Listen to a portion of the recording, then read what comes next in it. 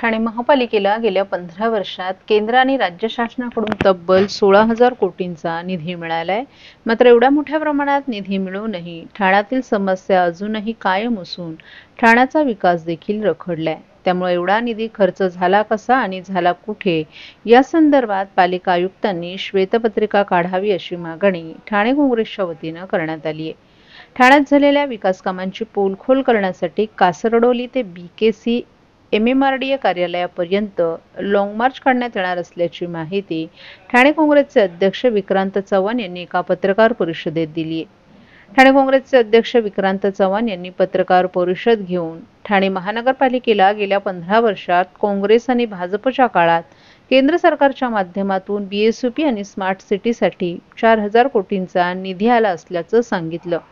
तर एकनाथ शिंदे यांच्या माध्यमातून राज्य शासनाकडून 6,500 कोटी तसंच पालिकेच्या अर्थसंकल्पातील निधी असा एकूण गेल्या 15 वर्षात 16,000 कोटींचा निधी प्राप्त झाला असल्याची माहिती चव्हाण यांनी दिली। एवढा कोट्यावधींचा निधी मिळाल्यावर ठाण्याचं शांघाय होणं आवश्यक होतं। मात्र ठाणे शहरात घनकचरा, वाहतूक कोंडी, अनधिकृत बांधकाम, शाळांची अवस्था, ड्रेनेज, धोकादायक इमारतींसाठी क्लस्टर योजना अशा अनेक समस्यांना तोंड द्यावं लागत आहे। एवढा निधी आला असेल तर हा निधी गेला कुठे असा प्रश्न विक्रांत चव्हाण यांनी उपस्थित केलाय। त्यामुळे प्रत्येक विभागात झालेलं काम तपासलं गेलं पाहिजे। निविदा प्रक्रियापासून तपासणं गरजेचं आहे। काम कायदेशीर झाली आहेत का? कामांना विलंब का झाला आहे? कामांचा दर्जा तपासला गेला का? यासाठी श्वेतपत्रिका काढण्याची मागणी काँग्रेसच्या माध्यमातून विक्रांत चव्हाण यांनी केली आहे। या कामाचं शासनाकडून सर्व GR मिळवले आहेत। या सर्व कामांची पोलखोल करण्यासाठी 13 मे रोजी लॉंग मार्च काढण्यात येणार आहे। कासरडोलीपासून BKC येथील MMRDAच्या कार्यालयापर्यंत हा मोर्चा काढण्यात येणार असल्याची माहिती विक्रांत चव्हाण यांनी दिली आहे। आता हा मे मध्ये अवकाळी पाऊस आहे, त्याच्यामुळे फार काही मी बोलणार नाही। पहिल्याच पावसात एक ट्रेलर देऊन पावसाने वाट लावली विटावा ब्रिज असेल इकडे तिकडे, तर हा एक त्यांना हे सिग्नल गेले आहे की लवकर लवकर कामं करा।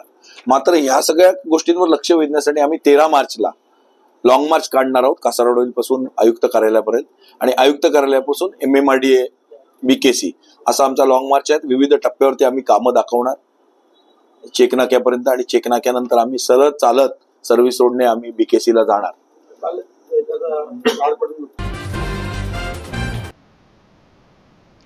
ठाणे महानगरपालिकेसह राज्यभरातील सर्व स्थानिक स्वराज्य संस्थांमधील कंत्राटी कामगारांची ठेकेदारांकडून होणारी पिळवणूक थांबणार असल्याची माहिती आमदार संजय केळकर यांनी दिली आहे। नुकत्याच जारी करण्यात आलेल्या अध्यादेशानुसार या कामगारांना वाढीव किमान वेतनाबरोबरच सोयी सुविधांचाही लाभ देणं बंधनकारक ठरणार असल्याचं त्यांनी सांगितलं। या अध्यादेशामुळे कंत्राटी कामगारांमध्ये आनंदाचं वातावरण पाहायला मिळतंय।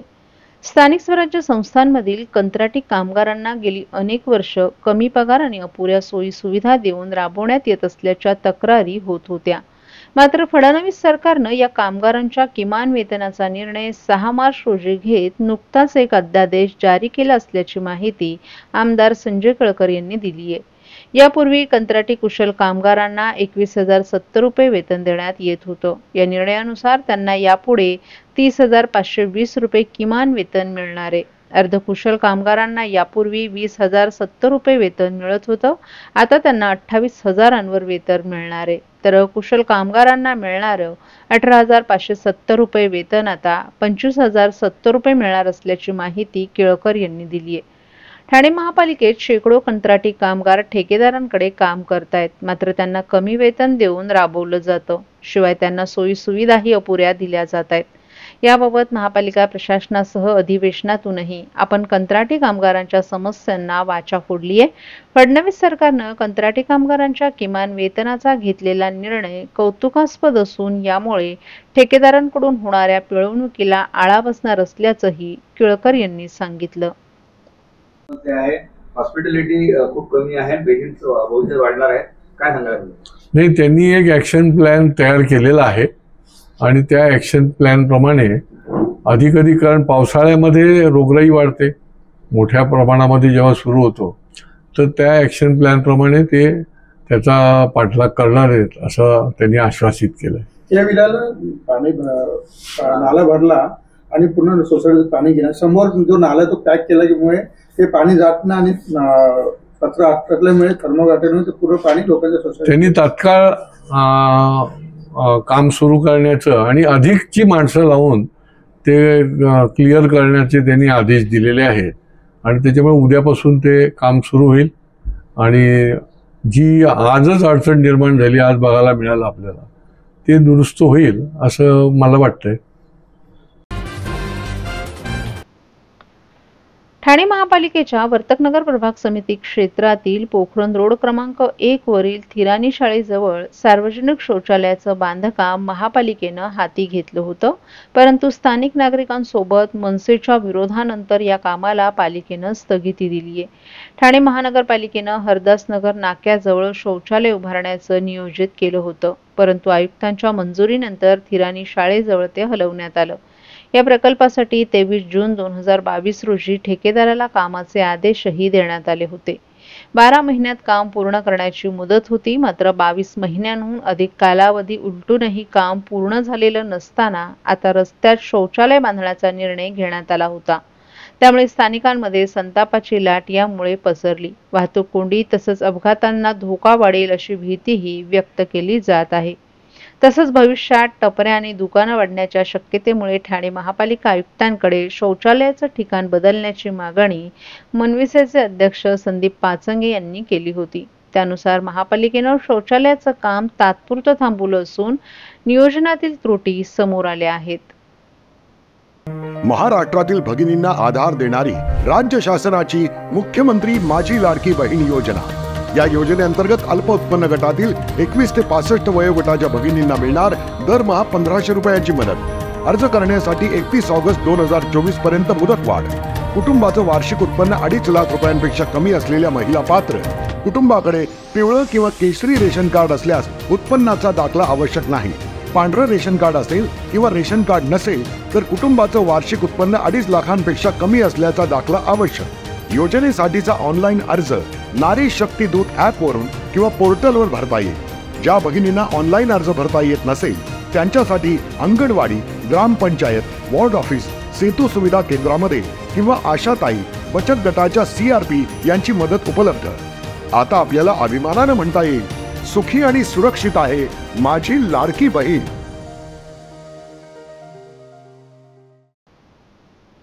शालेय विद्यार्थ्यांच्या सुरक्षित प्रवासास परिवहन विभागानं सर्वोच्च प्राधान्य दिलं आहे. स्कूल बसमधून शालेय विद्यार्थ्यांचा प्रवास अधिक सुरक्षित आणि सुखावह झाला पाहिजे यासाठी नियमावलीत आवश्यक सुधारणा केल्या जातील असं परिवहन मंत्री प्रताप सरनाईक यांनी सांगितलं.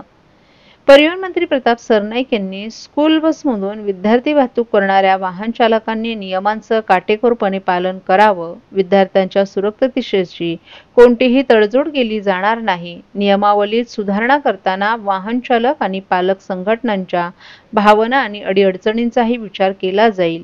विद्यार्थ्यांच्या जीविताशी कोणीही खेळू नये. नियमांचं पालन हे फक्त कायद्याच्या भीतीपोटी नव्हे तर विद्यार्थ्यांच्या सुरक्षेच्या भावनेतून व्हावं. स्कूल बस वाहतूक नियमावलीत सुधारणा करताना कोणावर अन्याय होणार नाही, परंतु नियमही शिथिल होणार नाहीत असंही परिवहन मंत्री प्रताप सरनाईक यांनी सांगितलं. 2011च्या नियमावलीनुसार सध्या 40,000 स्कूल बसेस राज्यभरात आपली सेवा देत आहेत, परंतु या व्यतिरिक्त 50 ते 60,000 अनधिकृत स्कूल बसेस विद्यार्थ्यांची धोकादायक पद्धतीनं ने-आण करत असल्याच्या अनेक तक्रारी या बैठकीत स्कूल बस चालक मालक संघटनेच्या पदाधिकाऱ्यांनी केल्या आहेत. पुढील 3 महिन्यांमध्ये या अधिकृत स्कूल बस चालक मालकांनी संबंधित प्रादेशिक मोटर वाहन कार्यालयात दंडात्मक रक्कम भरून नियमावलीनुसार आपली स्कूल बस अधिकृत करून घ्यावी, अन्यथा त्यांच्यावर कारवाई केली जाईल. तसंच 3 महिन्यानंतर ज्या प्रादेशिक परिवहन विभागामध्ये अशा प्रकारच्या अनधिकृत स्कूल बसेस आढळतील त्या प्रादेशिक परिवहन कार्यालयाच्या अधिकाऱ्यांना देखील कठोर कारवाईला सामोरं जावे लागेल असं प्रतिपादन मंत्री सरनाईक यांनी केलं आहे.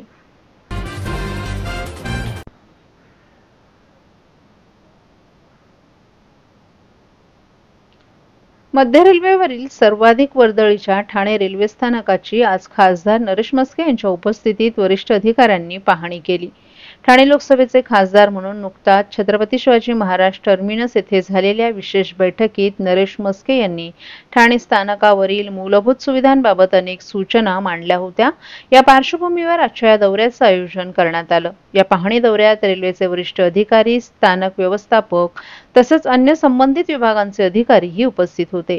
यावेळी पार्किंगची सध्याची व्यवस्था नीट आहे की नाही, प्रवाशांसाठी असलेल्या सुविधा, स्वच्छता, व्यवस्थापन, लिफ्ट आणि रॅम्पची उपलब्धता तसंच अपंग आणि वृद्ध प्रवाशांसाठी सोयींची पाहणी करण्यात आली। खासदार मस्के यांनी अधिकाऱ्यांशी संवाद साधून ठाणेकर प्रवाशांना अधिक चांगल्या सुविधा देण्याचा आग्रह धरला। तसंच नागरिकांच्या तक्रारी आणि सूचना गांभीर्याने घेऊन लवकरात लवकर उपाययोजना करण्यात याव्यात असे निर्देश दिले। या पाहणी दौऱ्यानंतर ठाणे स्थानकाच्या सुधारण्यासाठी विशेष आराखडा तयार करण्यावर भर देण्यात येणार असल्याचे संकेतही वरिष्ठ अधिकाऱ्यांनी दिले आहेत। ठाणा स्टेशन किमान 7 ते 8 लाख प्रवासी दिवसाला या स्टेशन मधून प्रवास करत असतात। मागे सुद्धा आम्ही या ठिकाणी व्हिजिट केली होती आणि त्यातील काही समस्या आम्ही सातत्याने पाठपुरावा करतोय। DRM कडे बैठक घेतोय, DM कडे बैठक घेतोय आणि ज्या काही सुधारणा आपण या ठिकाणी करतोय, पूर्ण पत्रे आपण बदलतोय, लोकांना व्यवस्थित उभं राहता येईल, त्याचं बरंचसं काम मार्गावर आहे आणि पावसाळ्यापूर्वी संपूर्ण काम आपण ते करून घेतोय। एक फुटओव्हर ब्रिजचं काम अर्धवट आहे, ते सुद्धा सुरू करतोय।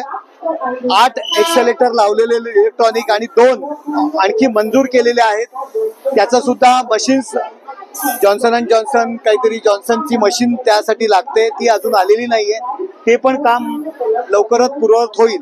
लोकांच्या समस्या, जास्तीत जास्त समस्या दूर करण्याचा प्रयत्न या ठिकाणी करतो आम्ही। एक सुंदर AC प्रतीक्षालय जुलैमध्ये ते सुरू होईल, त्याचं सुद्धा काम सुरू आहे। AC प्रतीक्षालय, कॅन्टीन त्या ठिकाणी आपण सुरू करतोय। अनेक छोटे मोठे प्रश्न आहेत, त्याचबरोबर रिझर्वेशन काउंटर, ते सुद्धा 2 रिझर्वेशन काउंटर नव्याने आपण सुरू करतोय, काही दिवसात ते सुरू होतील। अनेक अडचणी आहेत त्या रेल्वेच्या, 2 ते 3 तास काम करायला त्यांना मिळतं, कारण जवळजवळ 7 ते 8 लाख प्रवासी दिवसाला प्रवास करतात। त्यामुळे गती कशी येईल, काम चालू असताना जे काही भंगार आहे, डेब्रिज आहे, ते ताबडतोब कसं उचललं जाईल, स्वच्छतागृह कशी त्यांची वेळोवेळी सफाई होईल, या दृष्टीने आज रेल्वेची आम्ही व्हिजिट केलेली आहे। रेल्वेचे अधिकारी आहेत, लोकांच्या समस्या कशा दूर होतील या दृष्टीने आम्ही प्रयत्न करतोय।